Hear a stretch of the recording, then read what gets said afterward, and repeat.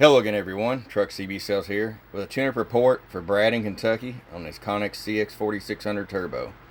Brad, I got you ready to go for it, bud. Got the max mod and the FET upgrade done as well. Our tuning alignment. Let's get right to it. RF power all the way down, 100 watt slug, about 7-8 watts.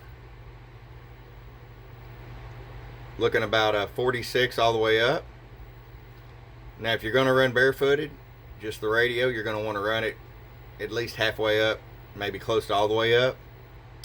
The reason we set it at 8 watts all the way down is in case you decide to run an amplifier with it, you have full adjustability. And here's your average power swing. Hello, hello, hello.